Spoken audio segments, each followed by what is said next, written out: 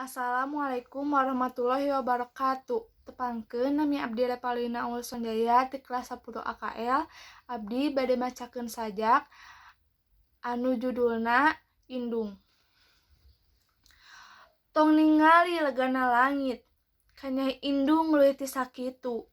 Tong ngarasa capek naretas jalan kahirupan, kanyai indung teu aya tungtungna. Mah hampura.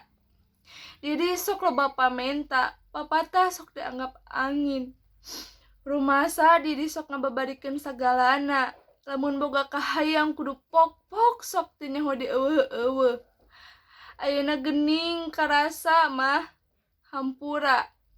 Geuning kieu karasana ayeuna. Neang duit saperak sangu saremeh teh kieu karasana peurih tur capek mah. Neangan kabagjaan teu gampang mah hampura. Didi teu acan bisa mulang tarima beuh ku basa atawa ku harta.